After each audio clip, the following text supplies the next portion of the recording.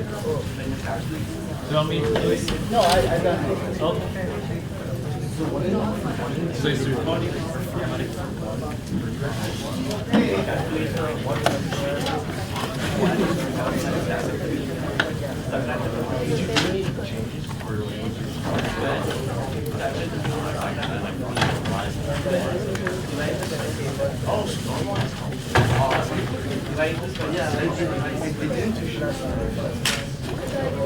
How do you guys like the snow? Cold, huh?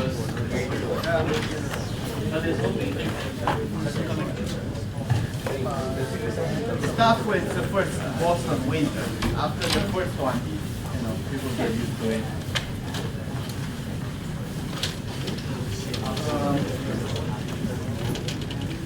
So today, we are going to get back to what we started last time. Finish that. And then move into logistic regression.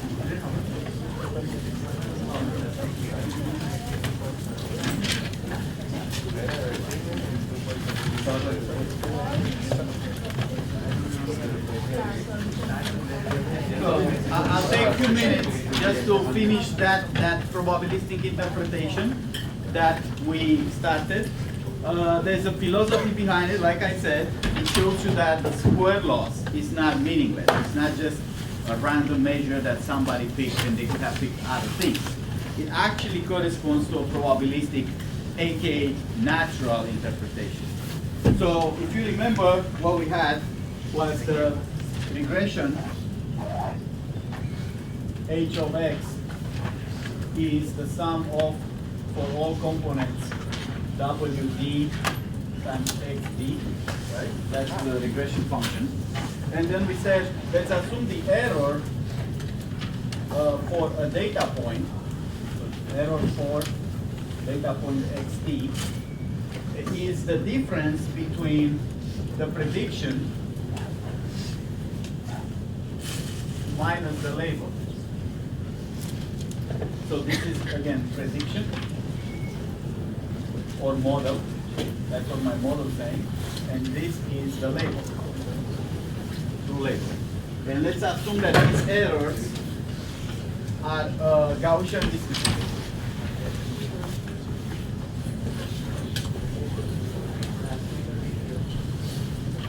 Now, this is not an unreasonable assumption. It's not just a guess.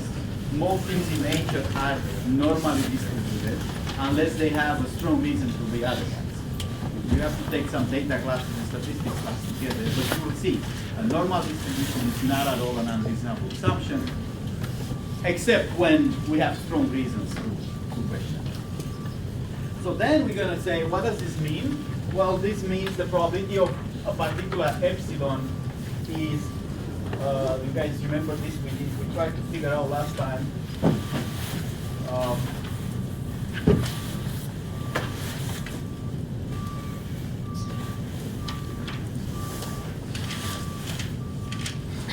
Something like this is the normal. I think the sigma and the square root is b squared. Yeah, that's square root. Right. So this is, let's put it inside the square root like this. Right? Yeah. This looks like everybody have seen this before, I'm pretty sure. Right. There's a mean here. And so this is the center. And there is the sigma which controls how spread this is. This is the variance, right? Which is standard deviation squared. So you can say sigma is just the standard deviation. Sigma squared. So let's rewrite this a little bit. This is probability of y given x and double coefficients. Be 1 over 2 pi sigma separately. So that means the same thing. E at minus wx. That's the regression function, right? Minus y squared divided by, because the error is the difference between Wx. This is a dot product or a matrix like we said here. This is, we can write it concisely as W vector times X. It's a dot product.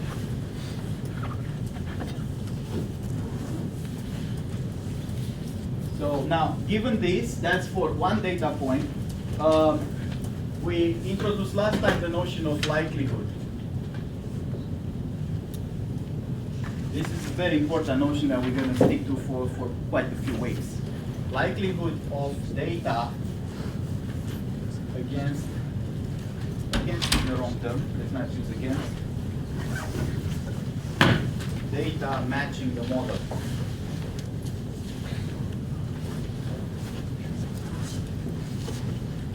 That is the probability of over all the data points of the probability of yt given xt and the model. In our case, who's the model for us right now? In the regression sense, who's the model? What model parameters? Which ones are those? The weights. This model are the weights for us. And why we have a product here, we said this last time, we go over all the data points, and every data point has a probability of the label matching the prediction of the model, right? Why we put a product, this is an IID of data in the sample, or data in the training set. So we make an assumption which holds usually. It's not a bad assumption at all that the data set that we've seen, it's a random sample, one or one pick at random from the bigger set that exists, whether there's images, text, so on and so forth. So independence usually holds between data points unless there was a bias of collection. If for somehow I only collected the images that were corresponding to some search or that have some property, then it's not IID. But in general, this is a problem that no machine learning algorithm can deal with. If I have a biased training set with some property, I'm going to learn that bias. My models will not be able to generalize over a bigger set, which I had no data from. So we make this assumption. And now, this is what we want. We want to do what with it? We want to maximize this, right? The more this quantity is, the more the data matches my model, right? So, minus this. We don't work with this because it's hard to do mathematically. What we do, we take the logarithm. So we take the log likelihood, maximize. Logarithm being a monotonic function, maximizing the logarithm of this quantity has the same effect as maximizing the quantity itself. So I'm going to take the log of that. Let's call this L.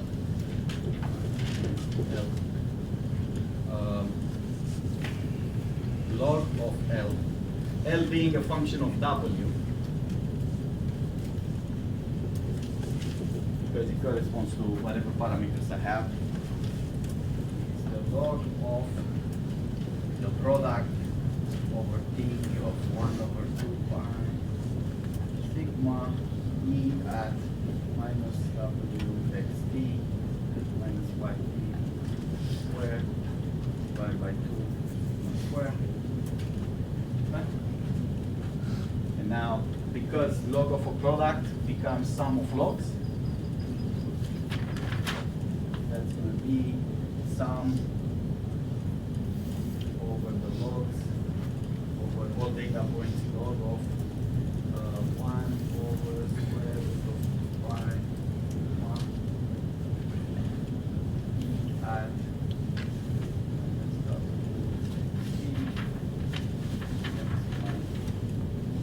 square sigma squared. So now I have this sum, and inside here the log is over a product, right? log of this times that, I can break the log into two parts. Log of this, right? Plus log of that, yes. I want to ask this question. When we're trying to maximize similarity between YT and model, we don't mean the accuracy, right? We mean how our data is similar to the model in nature, right?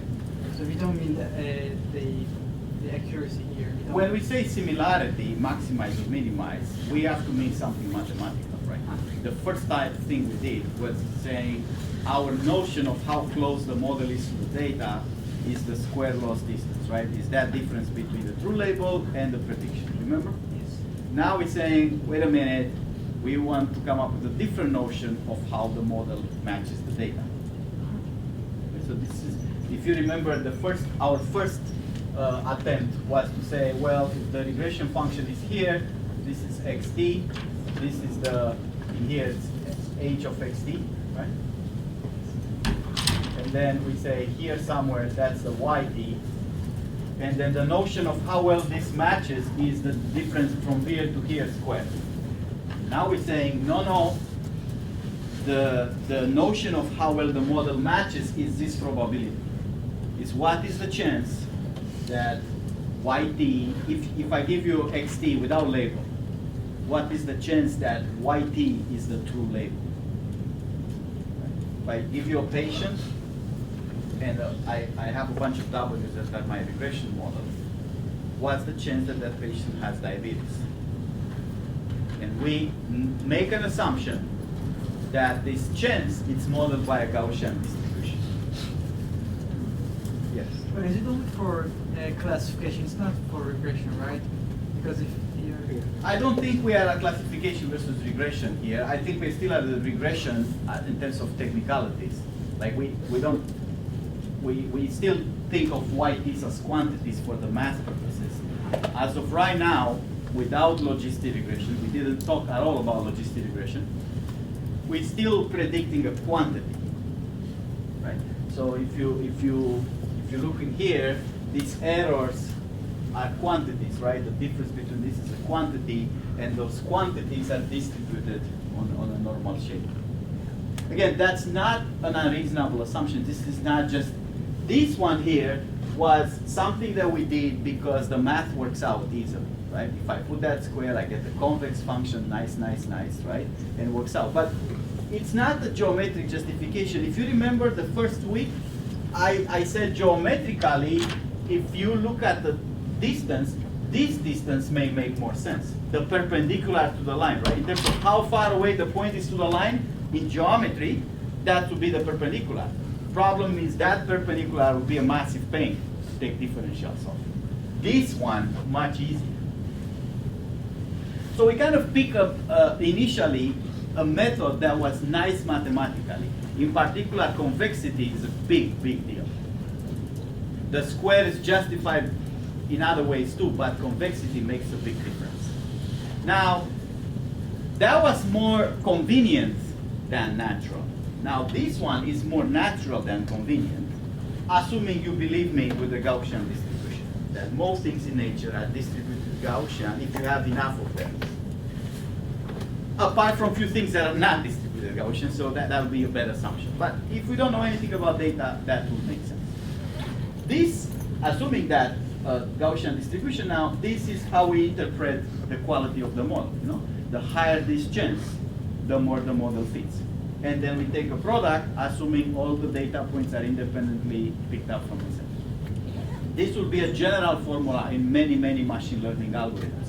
Of course, the probability will change. For different models, we have different probabilities calculations here. But this is a fundamental block of machine learning.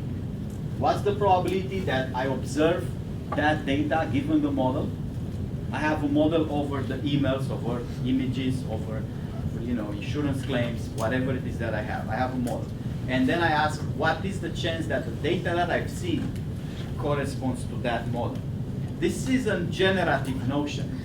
If you want to think very physically about this, think about somebody, God, has this generating machine that generates data probabilistically.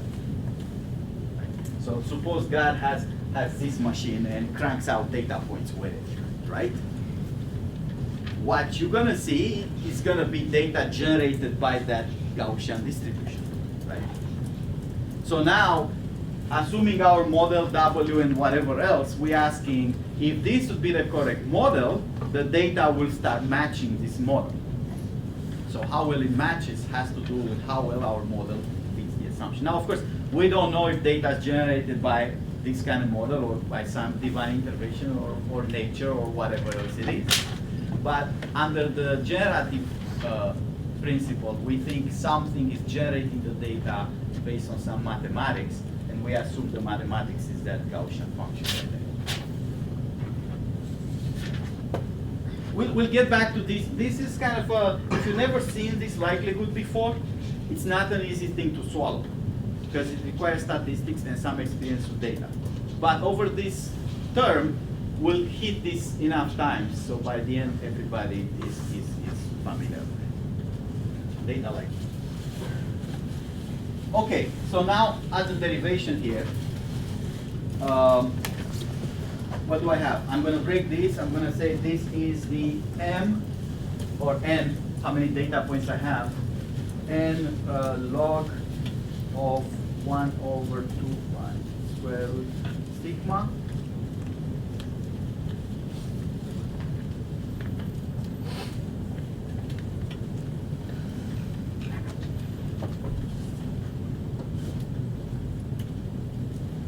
Let's see where this is coming from.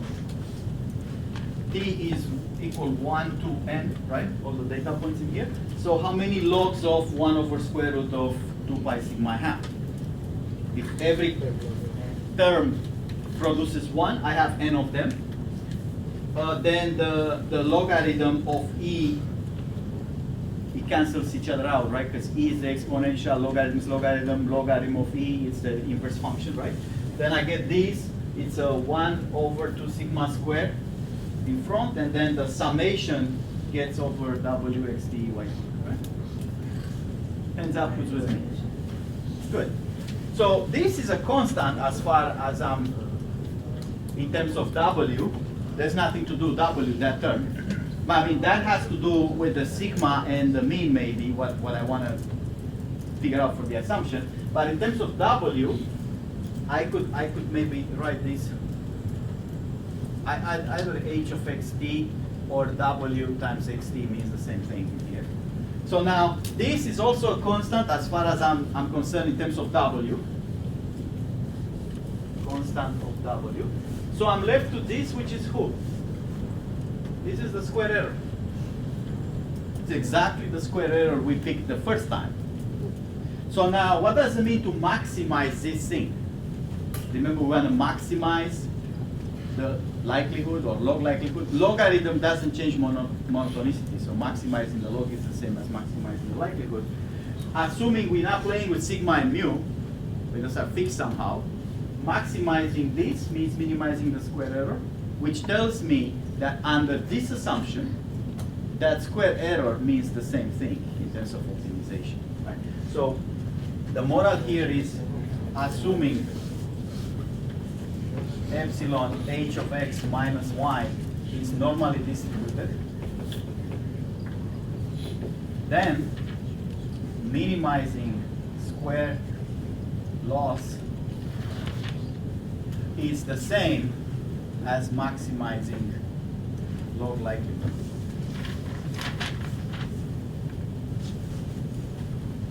That's my point here. Under that assumption, those two principles actually mathematically do the same exact thing, because this constant maximizing this is minimizing that because of the minus something. Good. Now, this is not an important, huge deal for regression, but I think was interesting for us.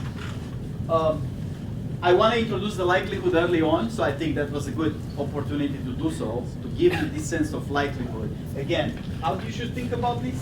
This is a probability that comes from my model and my data, right? I have a model. It could be a naive Bayes model or support vector machine model, whatever. And I have data, the training set that I observed.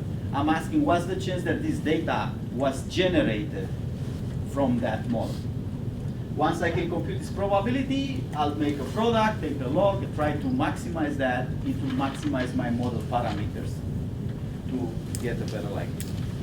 Very common thing in all machine learning supervised algorithms.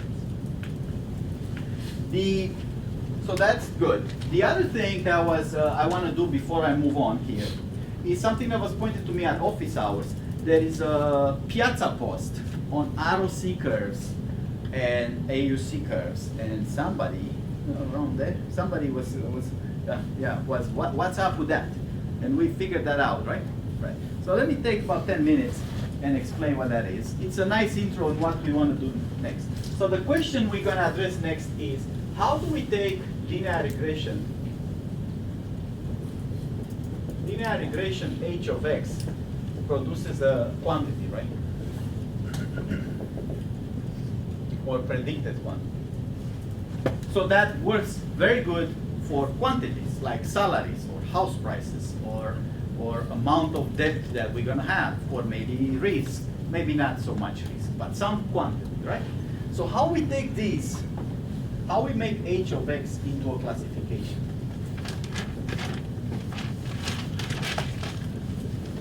Say categories or binary.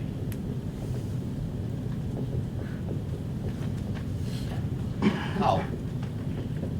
How can we do this? We want to use the regression as a function, train it, and then say, okay, we don't want to predict the quantity, we want to predict a class. In the case of emails, spam or not spam, but maybe 3 categories or something like that, right? How do we do that? Yes? Yeah, cutoffs to the number that's being produced, is there, right? Something 30 is cost 1. So we're going to do 2 things there. One is what he's saying, and the other one, we're going to do something else. We're going to call that logistic regression. So one option is to say, okay, well, let's take h of x as prediction scores.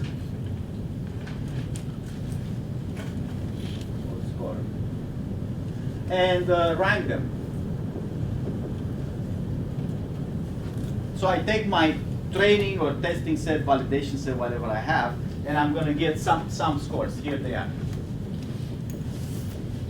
And I rank them. They look like a rank list. This is kind of the minimum, and this is kind of the maximum score I've got. They are quantities. And what he was just saying, you want a binary classification like for spam data, you need to cut off this somewhere. Right? You can't just output numbers. You got to output yes or no. So of course you can choose where to cut it. That becomes another parameter in our model, right? So I say here's let's assume a theta cutoff, prediction cutoff.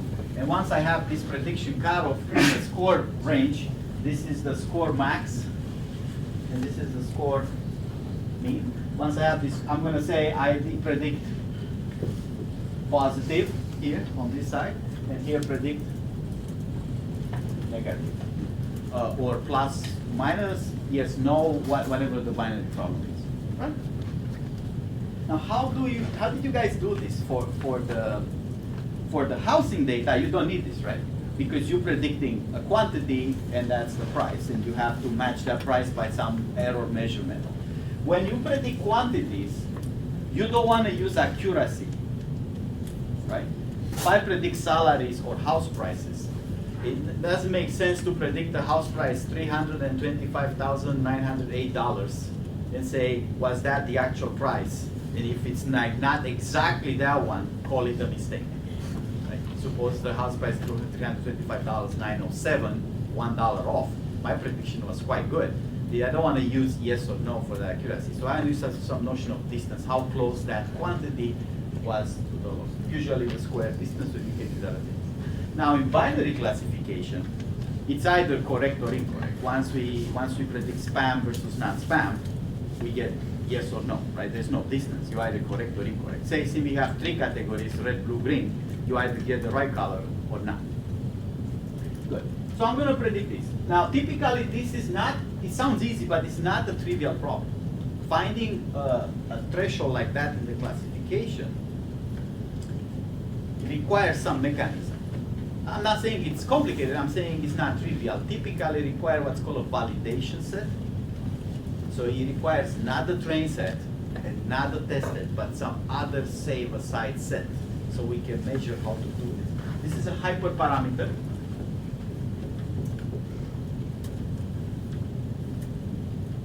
And it's not, again, I don't want to make it a big deal. It's hard, but I'm going to warn you right now, it's not as simply as just guessing it off from the train net. That doesn't work.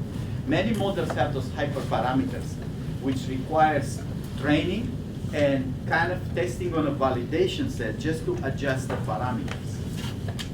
You're going to see in the weeks to come other hyperparameters that require multiple training. I train it once with some hyperparameter, see how that does. Try another hyperparameter, see how that does. Try another hyperparameter. So examples of hyperparameters are cutoff thresholds. What else? Learning rates. What else? Depth of the, if it's a decision tree depth. Depth of the tree. Yes. Regularization rate. Regularization strength. Strength. What else? Right. How many splits per node? Things like structural in nature. How many layers in the neural network? How many nodes per layer? Decisions that once you change it, it may affect the model. You may have to train it again. So for those kind of things, we want to have some data separated and keep retraining and retraining. And it may actually make simple models computationally difficult. Even a regression that's simple to train, if I have to train it 200 times to try different parameters, that may not be so easy anymore. So you got to take into account in terms of computational effort, not just training it once, but if you do hyperparameters validation or estimation, it requires multiple training, you got to take that into account too. So why exactly do we need, since we want to maximize the probability of the test set, why do we need to have a separate validation set and then use those parameters to maximize probability of the test set? So for We always want to maximize this. So this is gonna, my model is gonna maximize it under several assumptions. Assumptions like I'm producing a line, right? Regression is always gonna be a line. It's never gonna be something else. So it's gonna give me a good line, but that line is not gonna be a curve. It's gonna be a line. Another assumption is that my errors are distributed that way. My data may not look like that. To answer your question, I think, once we do this, we get the scores, right? At this point, the model is trained, and the predictions are done. I've got my predictions. This is a validation set or test set, whatever, right? I'm not changing the model. But how do I guess a threshold here? I think we can say 0.5, right? Since my labels are 1 or 0, the y's, right, in the training set, say 0 is negative, 1 is positive. Can I just say the threshold is 0.5? Why not? Because if your data set is like skewed, if there's more positive predictions than negative predictions, that's going to be 0.5 would be too low. Right, but why would my model not learn the skewness, right? I mean, if my data is skewed, I can hope that my model somehow finds a way to still match data. I mean, I'm not saying that's going to happen. I'm saying some people might say, my model will learn that 0.5 is the correct thing. So I think what he's saying is, we didn't tell the regression function that 0.5 is a breaking point. We say, here's the ones, the positive values in the training set. Here's the zeros. But we didn't mention 0.5 is where it's like about the boundary, right? So from regression doesn't know that 0.5 is where it's supposed to break positive versus negative. It just knows close to 1 is positive, close to 0 is negative, right? What other reasons I have for 0.5 not being good? The max is not guaranteed to be 1 in this case. Because it's a line, Yeah. it's gonna do what lines do. They go up there on that side or down there on the other side, right? We can't tell them, hey, don't go below 0, because it's a line, right? So lines go up and down, and there's no way to stop them. I mean, there might be a way to say, wait a minute, if you hit 0, just don't go down, go this way, say. But that's not a line anymore, right? We need a different kind of loss for that. In principle, once we say we have a line, it could go arbitrarily low and arbitrarily high. Yes? Also, the cost of mispredicting a plus versus mispredicting a minus may be different. So you may want a really low false positive or negative rate, not care if that. That's domain specific. Like, if I diagnose something with somebody with diabetes and they don't have it, it's a different penalty in terms of, say, insurance money than if I do the other mistake. I don't find the diabetes when the person actually has it, right? From the perspective of a patient or the insurance company, those might not be equal mistakes. That's what you're saying. There is another issue here with this line, very related to that one. Not that the costs are different, but rather suppose a label is 1 and I'm predicting 1.5. Is that, philosophically speaking, a good thing or a bad thing? That something is 1 and my model predicts 1.5?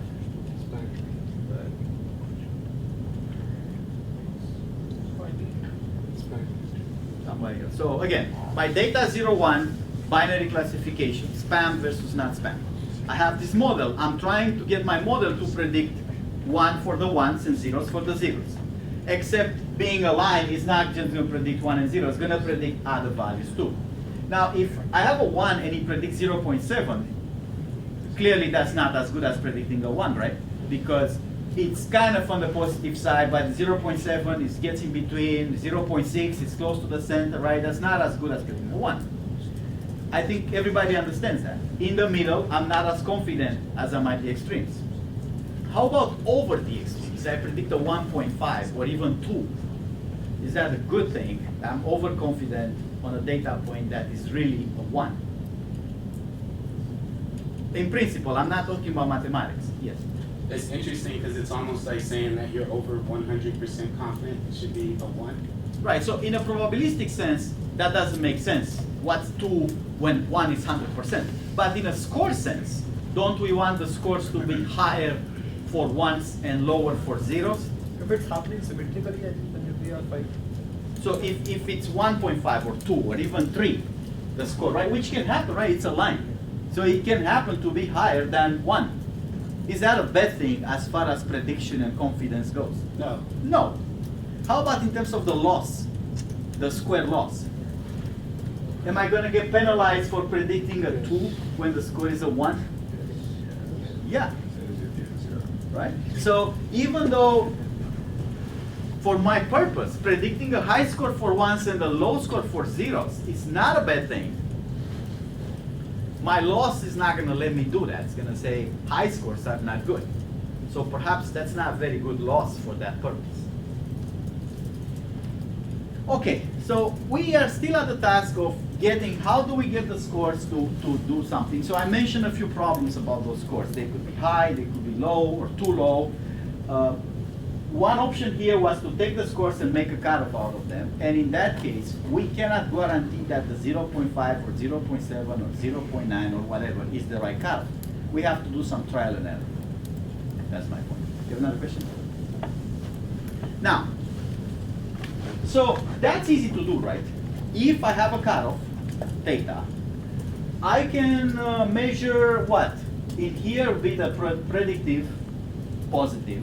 And some of them will be correct because they're truly positive, right? These are really positives. And occasionally there is a negative here, right?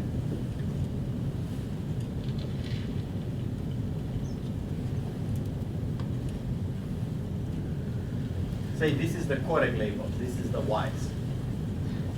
If I predict here, I put a cutoff here, what will be my mistakes? Those 2 minuses will be mistakes, right? Because that's my positive predictions. And those 2 pluses, those 3 pluses will be mistakes, right? Does it make sense to move this threshold down a little bit by 1? So say move this threshold here. Call it theta 1. Would that be better than this threshold? Yes.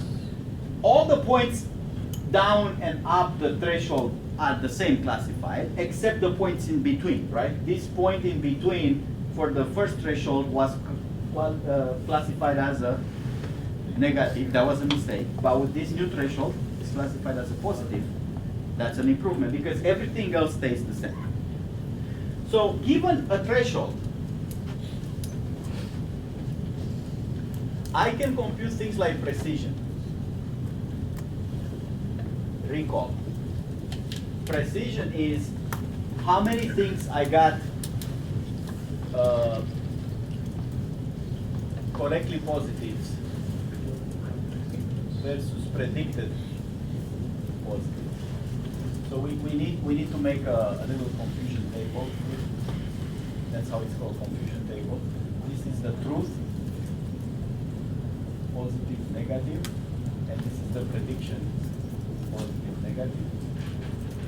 This is the true positives, predicted positive, and they are positives. This here, true positive. Predicted positive, it's positive. Predicted positive but negative, it's called false positive. False positive. Where is that? That's this one in here, right? That is a false positive. I predicted positive because it's over my threshold, but in fact it's a negative. How about here? Predicted negative but actually positive. False negative. So where is that? Plus below. This minus here is a false negative? Plus, No. plus. This plus a false negative? This is a false negative because it's predicted negative, but in fact it's a positive. And how about this minus here? It's predicted negative and it's really negative, so that is a true negative. True negative. So you can get confusion tables like that on more than 2 by 2, but the basic one that you should know is the 2 by 2 confusion matrix. The sum of this is quantities, right? TP means how many. How many points fit in here, here, here, here. This sum of this thing is n, all the data points, right? So TP plus FP plus Fn plus Tn, that's all the data points, n. And who's the TP plus Fn? I think that's called the positive side, Yes. right? And Fp plus Tn, that's the negative side. Let's say positive, negative. So precision, TP by predicted positive, who's that? TP divided by TP plus FP.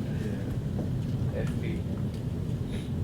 and the recall is predicted positive out of how many things are really true positive. So that is TP divided by TP plus Fn.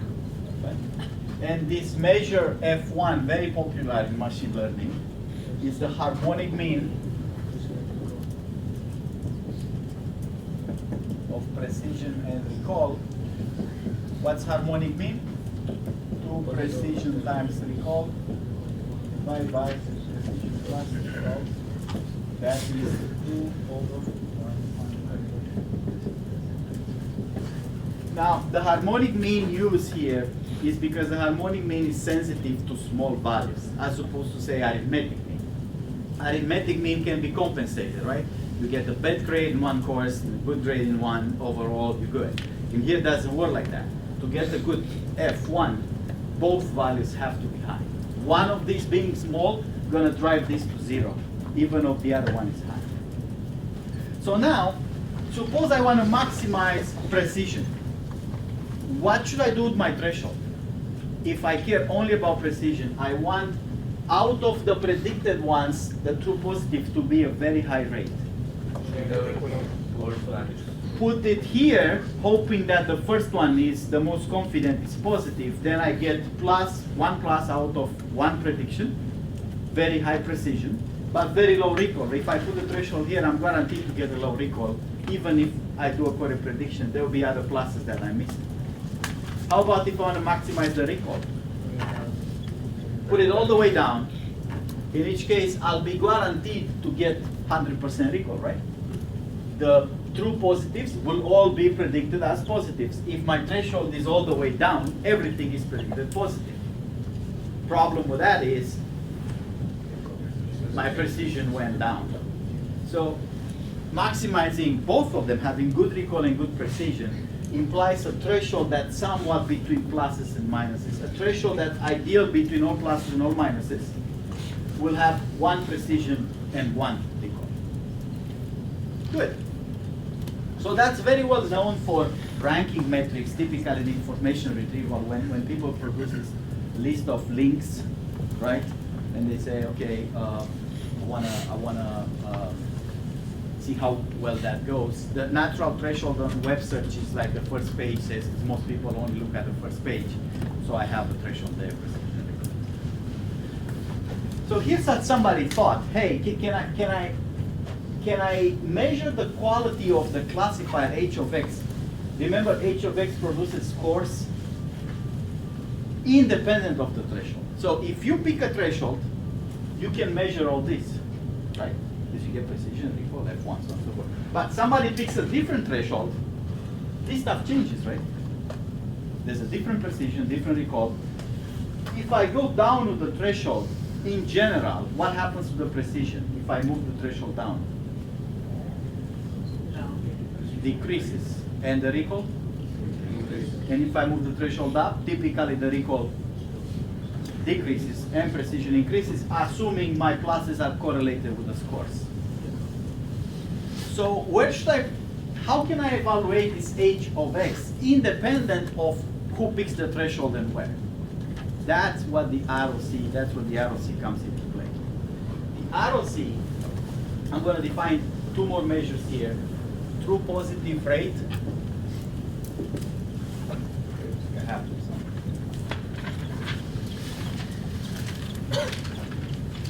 is the TP by TP plus FM.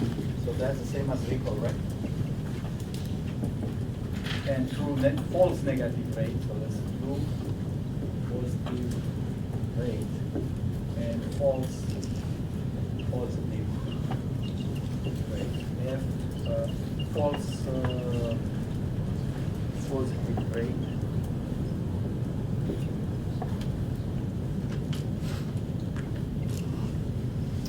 I think that's Fn divided by saying Tp plus Fn.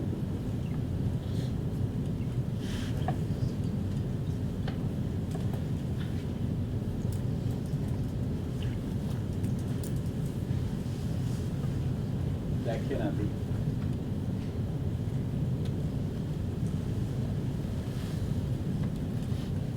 False positive rate. That cannot be because it will sum to 1, right? If I put here Tp plus Fn, I get a 1.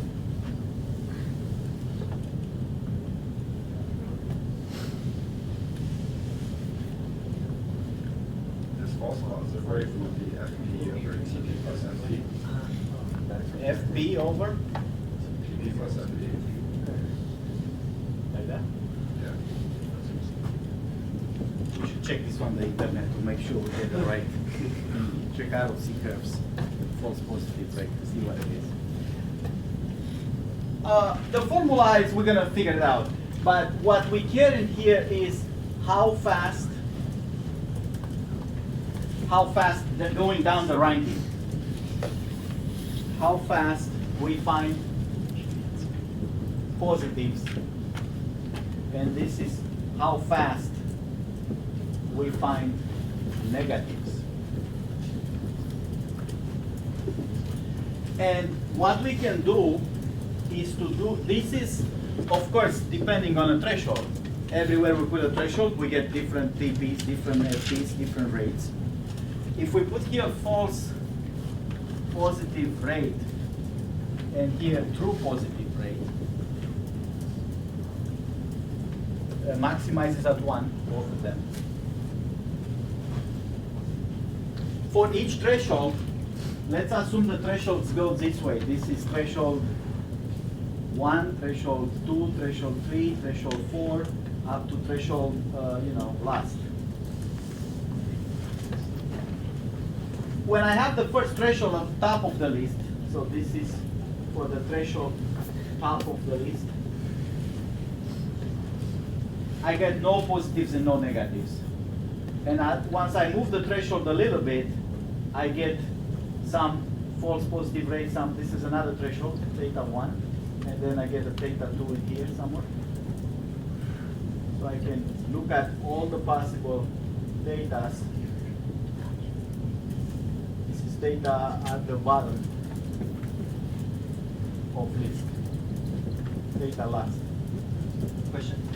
It's true negative for the false positive rate. It's true over true negative plus false positive. It's true negatives here? No, false positive on the top, but on the bottom, change true positive to true negative. True positive plus? True positive. True positive should change to true negative. True negative plus? False positive. Yeah. Let's see in a second if that makes sense. It's negative class. So if P over negative class, as you have defined above, if P plus 10 is negative class, and if Right, this TP is the plus whole F- negative class? Yes, and TP plus F is positive class.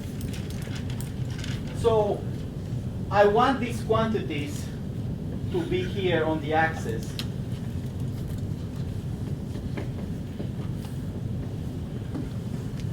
And what, again, this curve corresponds to all possible thresholds. It's not, every time you pick a threshold, you get something in here.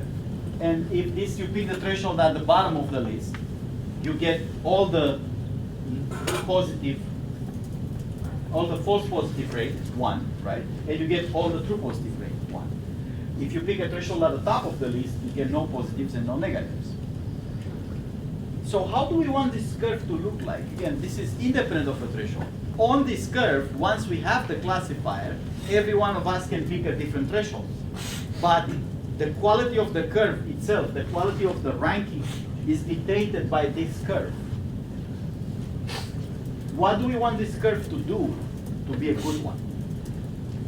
Somebody else. Yes. Which means we want this curve to go fast in what direction? Up. Right? So this is a good, this is best. And this here, that's like a diagonal, it's that's random, right? And this, it's it's adversarial. Right? It's worse than random, so somebody wants you to make mistakes because the data is backwards. My point in here, those curves are not measuring a particular threshold. They measure the quality of ranking of the scores independent of the threshold one picks. You still want to pick a threshold. Just this is a way to measure the quality of the curve without picking thresholds. So sometimes we call this ROC curve, right? Receiver operating characteristic curve. And the quality of the ROC curve is the under the curve area.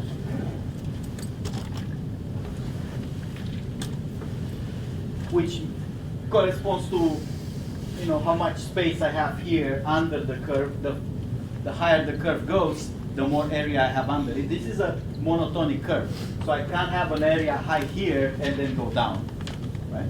That's something you should verify at home. Is this curve monotonic, meaning it cannot go down. As the threshold increases, it's guaranteed that I'm increasing or stay the same with a false positive rate, but also increase the true positive rate. So all these curves have to go to 1, 1 monotonically. The faster they go to 1 vertically, the better the curve. You're gonna see this notion a lot in data science, ROC curves and area under the curves. And there is some alternative derivation of this fact with integrals. What this integral corresponds to, why they measure quality, so on and so forth. We're not going to go into that. But you need to know this. Now, for the homework 1, you can just pick a threshold that works and show that your accuracy is enough for the TAs to be happy.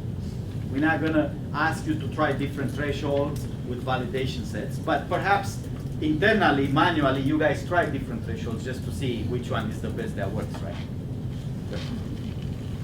You can probably try them by being intelligent, right? Pick a 1 and then evaluate once I go down 3 data points. These data points change the prediction. To reevaluate accuracy, all I have to do is manipulate those quantities, the counts between the thresholds. I don't have to worry about what's down and up, right? That's the same.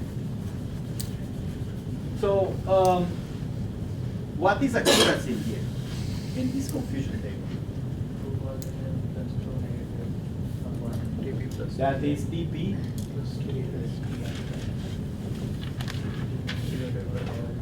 All of them, right?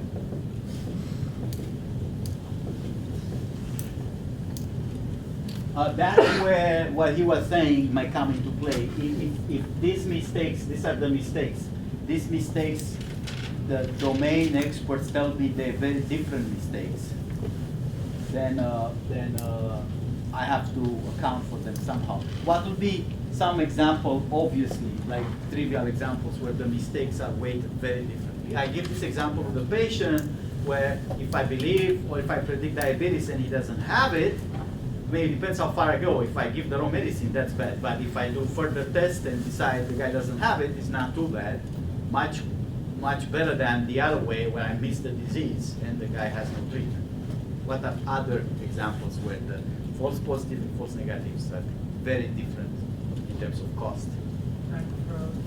Bank fraud, credit card fraud, right? If I block your card, I'm the bank, I block your card, I'm creating a little bit of annoyance, right? You have to call from Africa and say, hey, that was me, I'm traveling to Africa, don't stop my card, please, right? It's a little annoyance, right? But it's not too bad, as opposed to the other mistake when I don't detect the fraud and you lose all the money you have in your account because I didn't detect the fraud. What else? The example you're given about the consulting work you're doing, predicting the values. So it's better, even though the values are not actually this thing, you're predicting it rather than.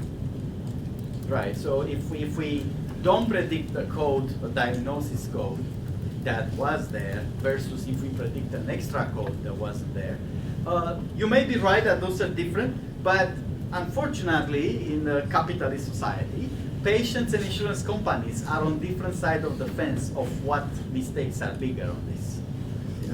Patients will be on the side of, I would rather have predict the code, if it wasn't there, and the companies would rather not predict the code if it was there. What else? Chances of having a weather storm. Right. In an emergency, not a weather storm, let's take a more extreme example, a tsunami. If we warn everybody to do an evacuation, 100,000 people move out of the coast area, and the tsunami doesn't come, it's still better than not telling them to move and the tsunami comes in, right? So you can see how those things could be different mistakes. All right. Now, what's another way to do? Yes. Once we have that ROC code, can we select our threshold from? Yes, it's true. What he's saying is that if I look at this ROC curve, I only have one of them. I show you guys few curves, but my classifier, it's only one of those. So he's saying once you see the curve, you probably want to pick theta somewhere where you can control the precision, recall, which are equivalent notions, PPR and FPR. Philosophically, he's right. Technically, engineering speaking, this is generated by looking at all the thresholds. So picking the corner that's good, it still means looking at a few thresholds. It's no different than, the way we generate the curve is by looking at all the thresholds. So that's the same, we pick the threshold by looking at all the thresholds. In general, we cannot evaluate this on the training set because training set can be overfitted or can have other problems. So it's better to evaluate this quality on a different set. The test set we cannot use for any sort of parameter estimation, so we're not allowed to use the test set. Therefore, we need usually a different set that we haven't touched yet in training, so it doesn't have an overfitting property, but it's something we know the labels and we can use it to adjust parameters or measure rates or whatever. So what people do, chop off 10% of the training set and leave it on the side, don't touch it, to have it for purposes like this. Now, what's a different way to do this? I want to do a classification, say binary, but I don't want to end up with scores ranked and then picking thresholds. What is another way to do it? So this is, I think everybody did this more or less for homework 1, right? We got those scores for the, what was the classification problem? The spam base, and we have to threshold it somewhere, and 0.5 may not have been who's got what thresholds? What thresholds work? 0.37 something. All right, so see, we should have told this earlier, but you still have like 2 days for the homework. It's not due today. Tomorrow's fine. Thursday, you have to be nice with the TAs. Tomorrow's fine. Okay, so another idea. I want to do this. What can I do? Something else. Not picking thresholds. Smooth the curve into 0, 1. So let's look at that, what means. So there's a method 2, so to speak. What I can do is to say, I already have the scores. My model is trained, right? It's done. Let's put this axis somewhere here. This is the score range.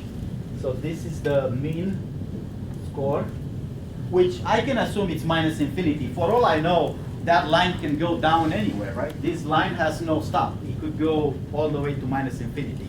I cannot assume a line is bounded. And on the other side, it's also plus infinity, right? I cannot assume, maybe there's an outlier data point way up. So mean score might be minus infinity, and the max score might be plus infinity.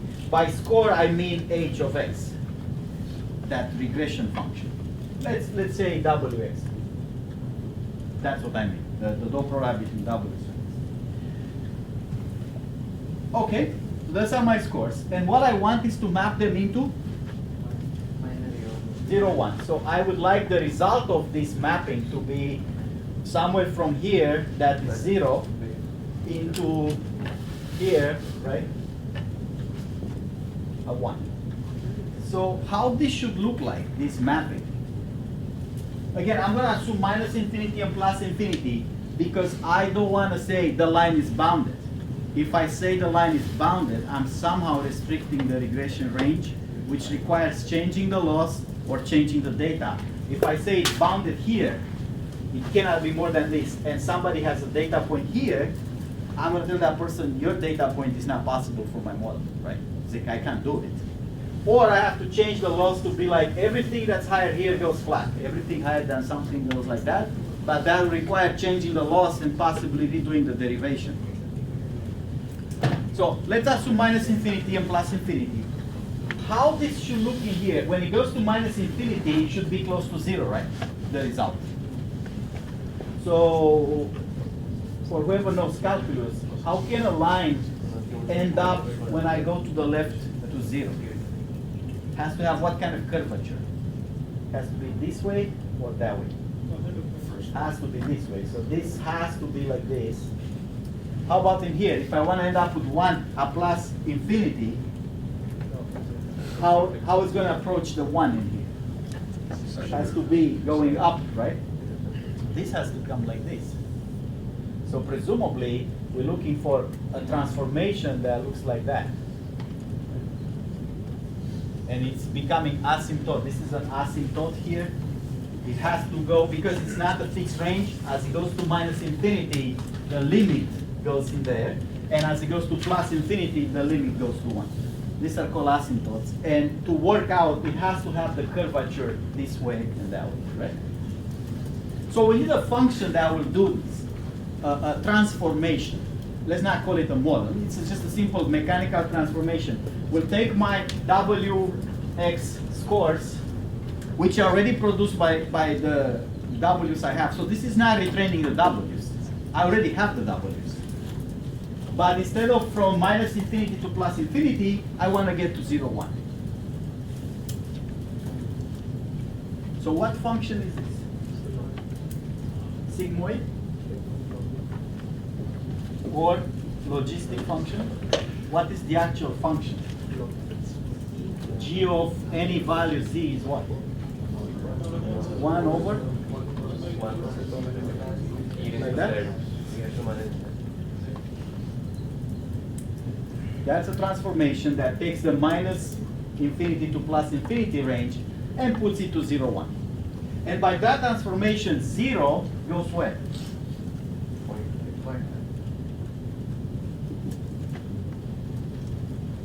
Good. Now, let's say I do this. I train my regression, I pass it through this logistic function, right? And then I say, that's a positive side, that's a negative side. Can I say 0.5 is the threshold now?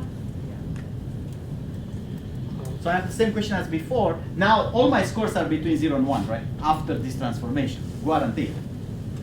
Because there's no way to get out this range. I would like to call this G of Wx, right? This is called logistic regression.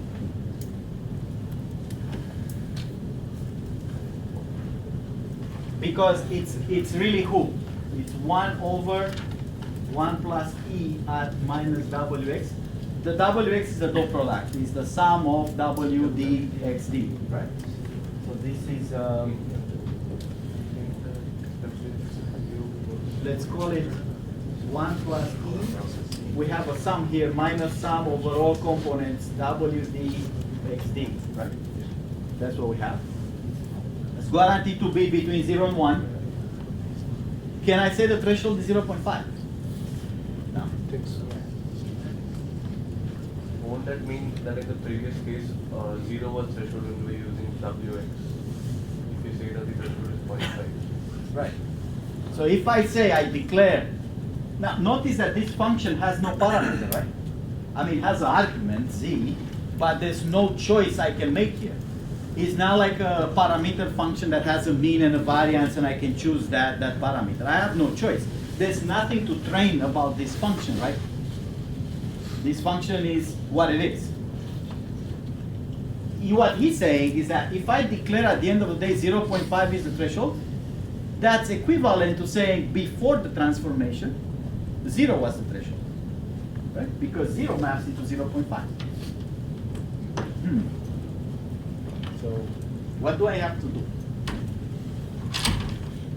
So what was my plan? I trained the regressor like I did for homework 1, right? I trained it and my matching was, the YTs was 0 and 1, right? 0 for negative, 1 for positive. And then on top of the regressor, call this function, which doesn't require any training, just apply. It's a simple transformation, apply. Problem with that is, while now my score looked normal between 0 and 1, 0.5 is not a natural threshold anymore that 0 was a threshold before, because they're perfectly equivalent. 0 from before became 0.5 now. If I knew 0.5 is now the correct threshold, I could have said 0 is the correct threshold in here. I'm going to rephrase this question, because they have the same answer. Instead of declaring 0.5 to threshold, I want to declare this a natural probability.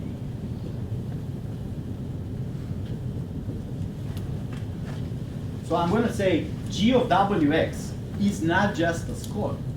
It's the probability of being 1 or 0. So if G of Wx gives me 0.75, I would like to say there is a 0.75 chance that that's a plus, that that guy is sick.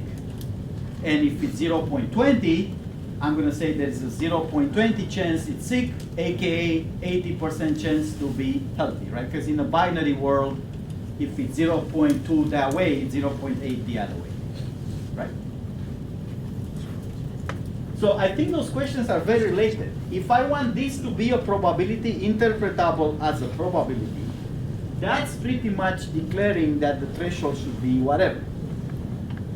So what can I do to make this right? This pipeline that I just proposed, train the regression like that, and then apply that function on top of it, may not give me the results. Yes? You change the training labels to be 1 and -1 instead of 0 and 1? I can try to do that. I'm not sure that's how that's going to work.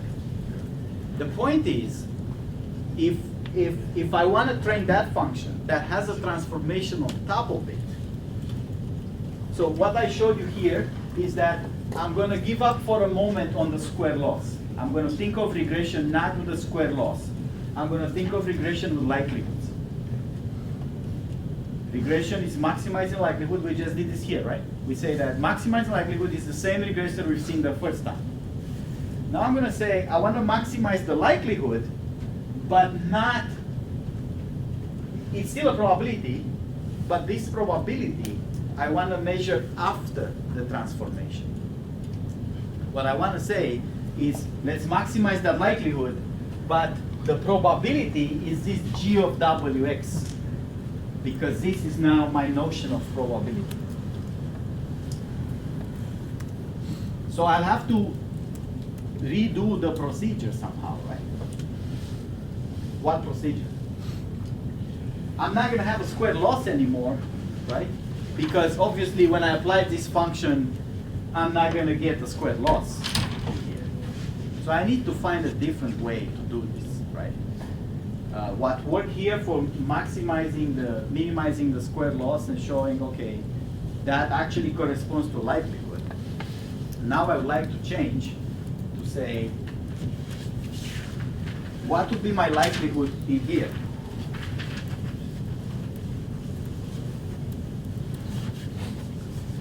So who is now this probability?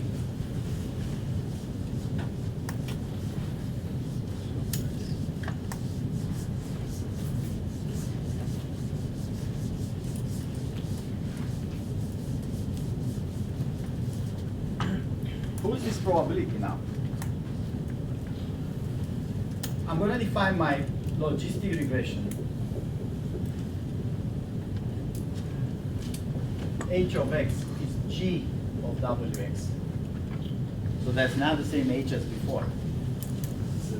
It's 1 over 1 plus E and minus sum of W dx. And I'm going to say this is a probability of being correct.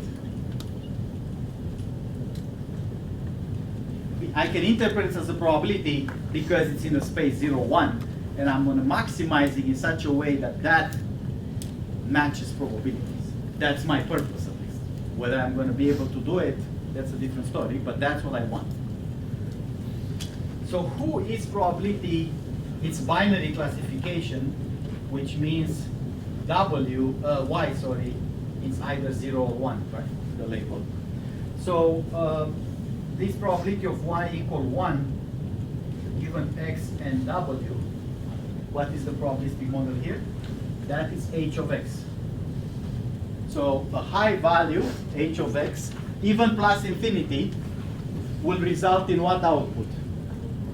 Close to 1. And what is the probability of y equals 0? 0.5. Given a data point and the model. If this is 0.8, the probability of being positive is 0.8. And the probability of being negative is 1. So how do we make the likelihood over all the data points? It's still the product, right? We assume the ID, so it's a product over all everybody. So that's a product over all data points of what? If I would like to, I'm going to write it very non-mathematically here. If y, the true y is 1, then I would like to put what probability here? Probability of being correct is who? H of x. And if y happens to be 0, has to be 1 minus h of x. Right? But this is not mathematics. Right? It's just what I want. Right?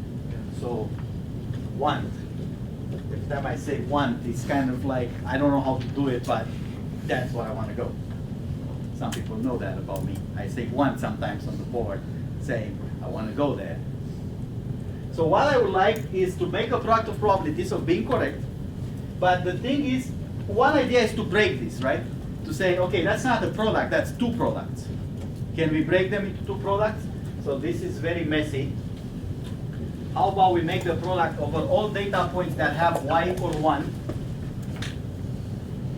yt equal 1 of who? H of xt times another product over all the data points that have yt equals 0 of 1 minus h of xt. Because that's the probability of being correct for the 1 point, it's h, and the probability of being correct for the other point is 1 minus h. Hands up who's with me. Okay. There is a fancy way to write this, which I can explain later why that is, but it's definitely correct. I could say this is the product in one shot of h of xt at yt times 1 minus h of xt at 1 minus y. You got to think about for a moment. If yt is 1, it's this that matters, because this one won't matter, right? Yt being 1, 1 minus 1 is 0, so whatever I put there doesn't matter. If yt is 0, then this one doesn't matter. It's like it's not there, because something at power 0 is 1. And then this one's the one that matters. So that's the same as that, just written in one shot. If yt is 1, is this guy. If yt is 0, is this guy. Okay, so I have that. And now, what happens if I take the log likelihood?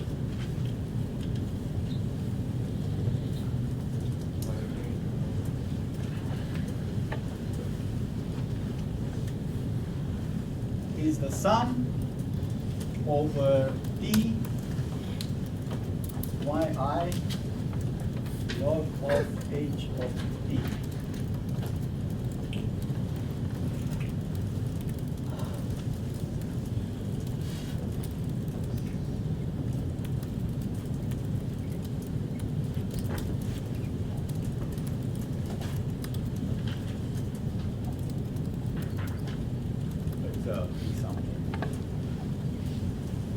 If I take the log of this thing, you can see that the log of a product becomes the sum. Log of, how much is log of a at power b? B log of a, right? So that's why this y got in front of the sum. Log remains of w there. Now, this is L of w, log likelihood. If I take the gradient with respect to one component, some component j, remember w is a vector of coefficients, right? So I take the gradient with respect to one of them, just like we did for regression, right? We take the gradient and we find out what does it take to make it 0. If I take this gradient,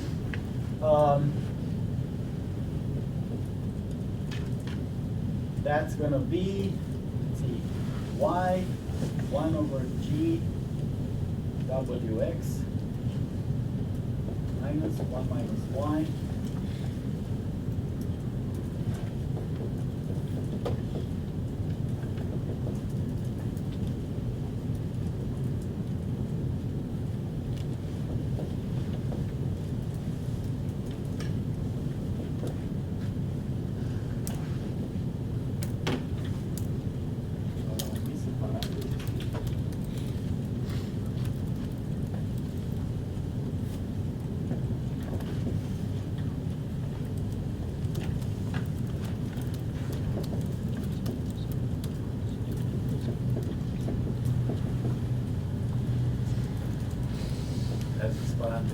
Now, who's the differential of g? This function. What's the differential of g? So that function right there. Differential of just g, not the wx. So what did we say? 1 plus, how do we differentiate this? Anybody knows? 1 plus 1 over 1 plus e of minus e. I think it's that function squared, right? Because it's 1 over x differential, it's what? And then I still have a e at minus z with a minus, but minus cancel with this minus. I think it's this one. So that you have to look at 1 over x differential. It's a compound function because x is not x, is 1 plus e at minus e. The differential of 1 plus e at minus e is minus e at minus e, right? So that actually is, if you think about,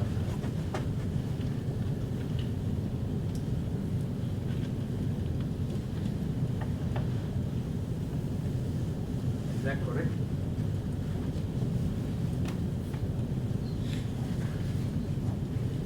So how much is this guy in here? If I, that's 1 over 1 plus e at minus z. No, I got it wrong. Hold on. No, that's not correct. 1 minus 1 over, how about now? This in here gives me e at minus z. If you open the numerator, 1 plus e at minus z minus 1, it's e at minus z. And as the denominator, it's 1 plus e at minus z times 1 plus e at minus z. It's 1 plus e at minus z squared. So this is, for doing easier math, g of z times 1 minus g of z. Hands up who's with me. So this is the kind of thing that we need to go home and recap, how differentials work for basic functions, if we need to.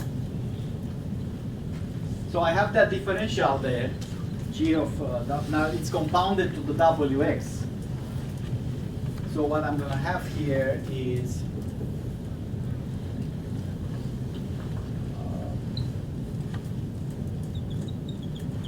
y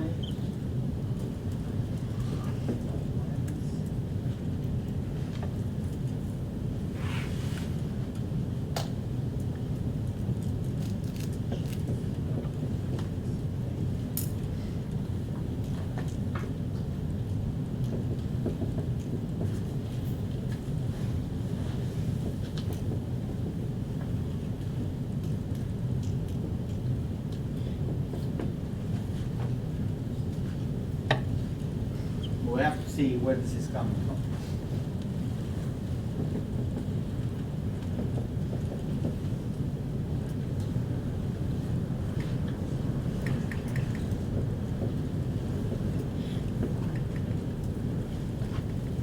So where did I get this? Y is the y. You take the sum of both, and the denominator gets cancelled by the. Right, I applied this formula here, right? And I got the differential being g times 1 minus g, but I have a 1 over g, so I'm left with 1 minus g there. The same thing happens here, but where is this xj coming out That is from? the compound differential of g of wx. Just wx, I think. Yeah, just wx. This in here is the differential of the function wx at Yeah. with respect to wj, right? Why is that? In a dot product, wj multiplies with who? xj. So that's a linear form. All the other terms go away except the term that contains wj, and the differential with respect to that, it's exactly xj. So because all this includes a wj differential, wx differentiated with respect to wj component, I got this xj here, and this comes from applying this formula in here. You guys are gonna need to spend some time making sure step by step this is correct, but it won't, for people who know basic differentials, it will only take 10 minutes. And we can recap it at office hours if we have to. So I've got the gradient, but I can't do the normal equations, right? I can't just say, okay, can you do the, well, remember xt, x of minus 1 times xt, the whole formula that came about, I was able to solve that. It's called closed form, right? I could get exactly the w's that maximize this. In here, I can't. There is no closed form for this form. Because h of x now is not like before wx, is g of wx.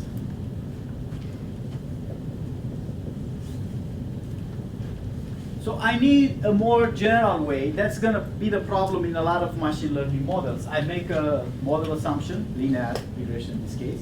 I compute the probability of being correct, like that in here.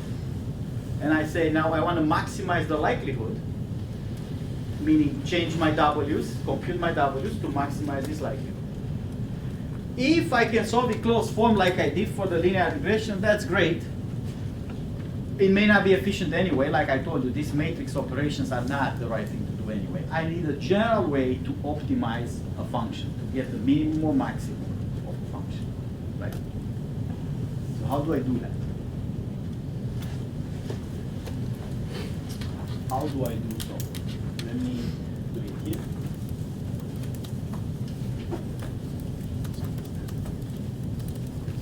So most of these models cannot be solved in closed form. I can't get a solution like Wx, x transpose x minus 1 times x, like that. I have to do it little by little with trials and error. So let me show you an example here of what I mean.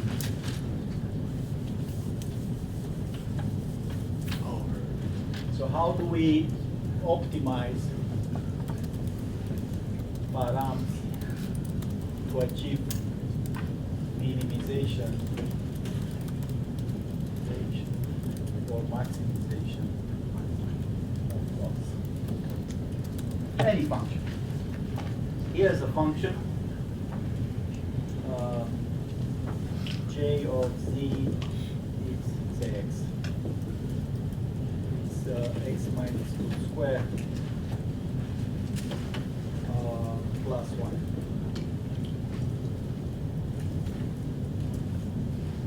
Right? It's a parabola. Everybody knows that. Now, suppose I want the minimum of this function. I can do it in closed form.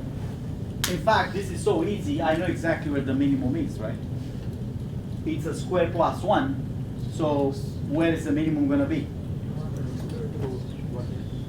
Arg min, the value that produces the minimum is x equal 2, because that's going to give me the minimum possible, right? But suppose I'm not that smart. So I can take differentials. What's the differential of this?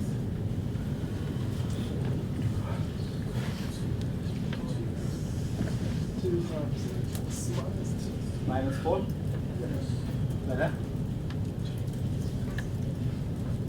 2x minus 4? Yes. I could set this to 0. That's what we did in the first round, right? How did we get these normal equations? We say you want to set this to 0, 1. Then x has to be equal to. So that's a closed form solution. Just solve the differential equation. Now let's say I'm not smart enough to solve even this. I don't know how to solve 2x minus 4 equals 0.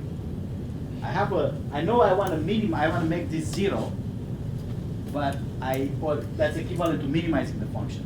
How do I do it? I pick a random point. Let's say the random point I'm going to pick here is 3. So we know the minimum is a 2 right here, and I'm going to pick 3 instead. And in 3, what value function I get? J of 3 is what? 2. And the differential in 3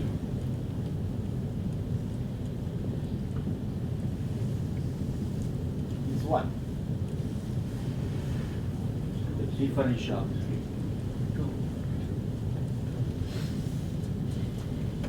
The differential is the tangent, right? To this point. Delta J of 3 with respect to the argument, right? There's a tangent in this point.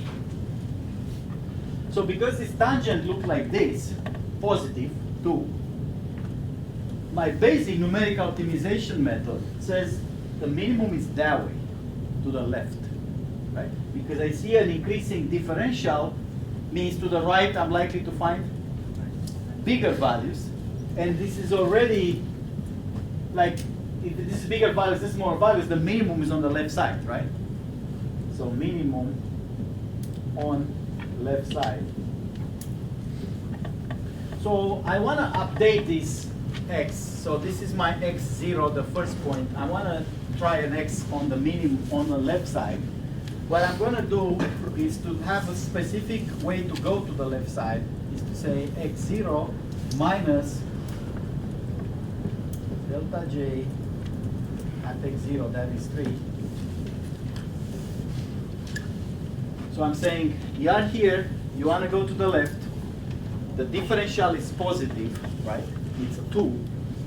So that will move to the left. Now if I do this, I would get 3 minus 2 or 1. I would jump all the way here, right? And that's jumping too much. So I have to control, that tells me the direction where to go, but I need to go less than the full size, right? I could get in 1 and do the same. The good thing about this kind of method is that if the differential is positive, that means I'm on the right side, right? The tangent is going up. So I need to go to the left side. The negative will achieve that, will go to the left. What happens if I'm on the left side? The tangent will be negative. So when I say minus the negative, I'm going to move to what side? Right. So naturally, this method, if I'm on the wrong side, it drags me towards the correct direction. The only question is how much to move.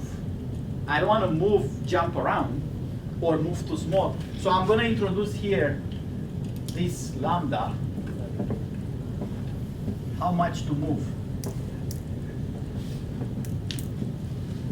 Let's say it's fixed, like in my example here at 0.25. So if lambda is 0.25, this will be what? 3 minus 0.25 times 2. 2.5? Okay, so if I'm at 2.5 here, that's my new point x1. How much is the function in here? The function j at 2.5 is how much? 1.2. And how much is the delta j at 2.5?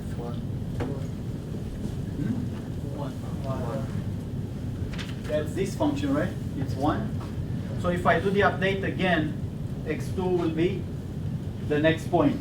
Will be the previous one minus lambda delta j at x1 over x. How much is that going to be? 2.5 minus 0.25 times 1. That's 2.25. So I'm moving in here, right? And notice that the differential becomes smaller and smaller and smaller. What happens to this sort of update rule when the gradient is 0? Doesn't stay. Doesn't update, but that's good, right? Because if the gradient is 0, I'm already at the minimum. How is this method called?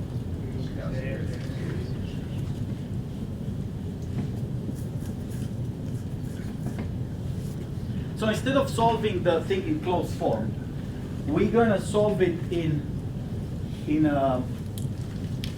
this form, both the linear regression and the logistic regression. We already have the gradients, so all we have to do is to apply the update rules and to keep updating the W's until they don't update anymore.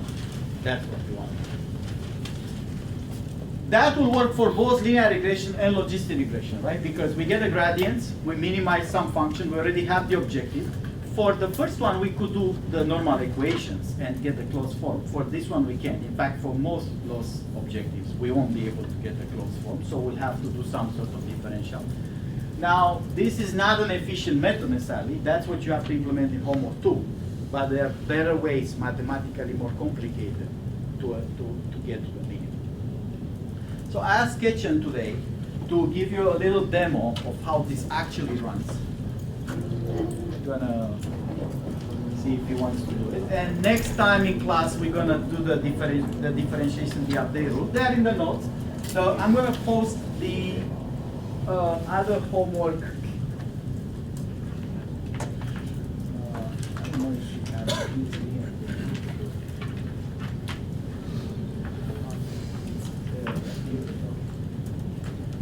So will be a homework that requires gradient descent regression, logistic regression, and some other problems like this. I'm breaking the old homework 2 into 2 parts. So for this homework, we'll have only 9 days or so because it's only half. And then there'll be another half that used to be part of homework 2. That will be the homework 3 now. Okay. Tell me what? It's on. Yeah, you just have to.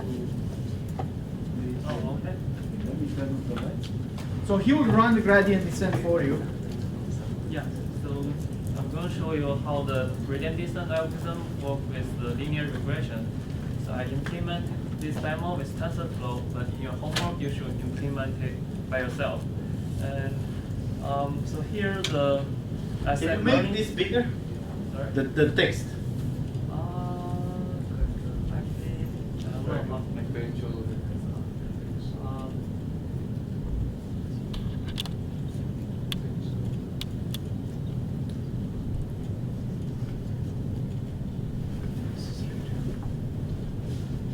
I don't know how to do it. Okay. Yeah, so I said learning rate here,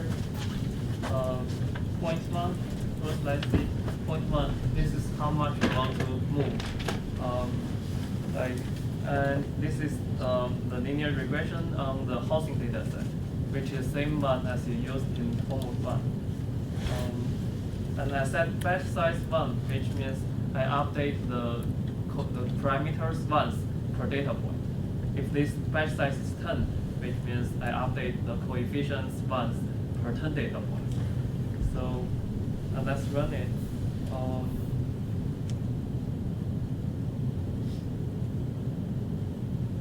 So here it's running, and I print out at each time step. I print out the coefficient and the gradient. So, for example, if you look at the time step 135, so because we have certain features in the housing data set, so we will have 13 plus 1 parameters, like 13 plus 1 coefficients in the linear regression model, where 1 is for the intercept. Here I only print out the parameters for the for W with no intercepts here. So we have a vector with 13 values, 13 elements. This is the coefficients, this is the W, and this is gradient at this time step. So we will see we need to update the coefficients based on this gradient. And if we compare this is old coefficients, this is the coefficients after updating. If we compare these two vectors, we will see because the new coefficients equals to the old coefficients plus learning rate times gradient. So here the second gradient equals to 0. So we will see the second coefficients will not change. And for the first coefficient, we see the gradient is very small value, but this is positive. So so to update the coefficients, we need to move against the gradient. So we will have coefficients like after updating, this is smaller than the coefficients before because the gradient is positive. We move against it, which is negative. So this shows how the gradient descent algorithm works, and we also want to check whether this gradient descent algorithm gives us the same solution as the normal equation. So here, let's show this. So here I print out the training error, testing error, and the coefficients for each epoch. So each epoch means you read the interrogating size once. So you can see here, this optimal coefficients is the coefficients learned by the normal equation, and the second line, this is coefficients at each time step, at each epoch. So it's keep updating, and we can see the testing error becomes lower and the training error becomes lower. Yeah, but now the testing errors start to becomes larger, while the training error becomes lower, which means the model starts overfit. And we can also see that the learned coefficients is getting closer to the optimal coefficients. So eventually, these learned coefficients, learned by the gradient descent algorithm, will be exactly the same as the coefficients learned by the normal equation. Let's stop here. And we can check at epoch 10, we have the training error 56 and testing error 31. And if we change the number of learning rate, say we want to move slower, move smaller than before, we put a 0.01 here. Remember now at epoch 10 we have 56 training error. If we use a smaller learning rate, and so first I start from the same initialization. I set a fixed random seed here, and we can see at epoch 10 we have a larger training error here, which is so before we have training error 56, and now it's 77, which means if we use the smaller learning rate, the learning is getting slower. So, well, but if we use the very large training error, very large learning rate, it doesn't mean we will learn it very fast. In contrast, so let's see if we put a 0.8 here. So, although we start from the same initialization, but you can see the training error is very large here. So this means we jump over the minimum. So we jump from the left side of the minimum to the right side of minimum. So we can see the very large learning rate is now the good choice for this model. So in your homework, you may want to start from a smaller learning rate and then try to make it larger and to speed up the training. I think that's all for this demo. Okay, just a second. One thing we're gonna do on Thursday, and we need to, can you turn on the lights right behind? Turn on the light, it's right behind. One thing that students have troubles understanding with gradient descent is, I think everybody will get this very easily if it's one parameter, right? If this is one x, x is a scalar here. So it moves, you can get how it moves the function. In here, there's many w's. How many features we have? 13. So there's 13 w's, right? So a natural question is, can I update these w's separately? For each w, like we derived it on the board, there is a gradient for that w, wj, w1, 2, 3, and it has an update rule for that w. But can I do this separately for the w's? Can I say, take the gradient of w1, update it. Take the gradient of w2, update it. W3, update it. Can I do this separately for each w, or it's somehow going to mess up the whole gradient descent?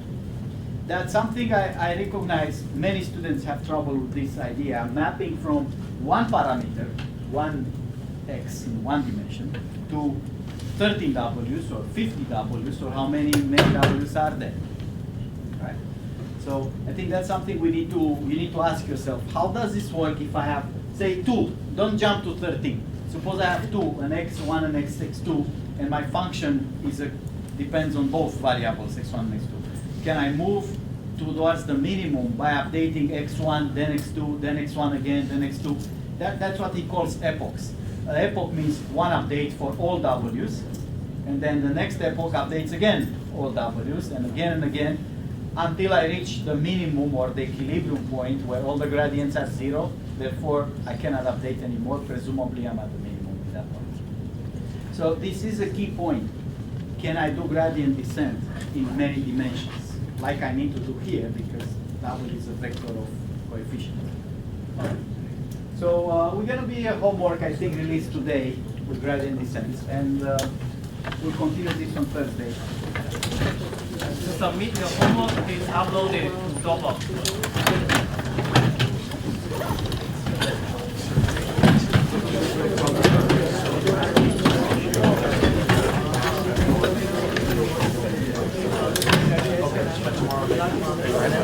Right, let's say.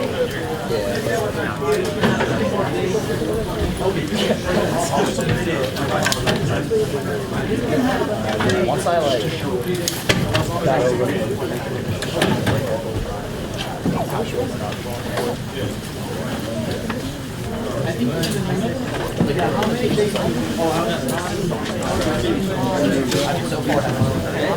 That's fine. It's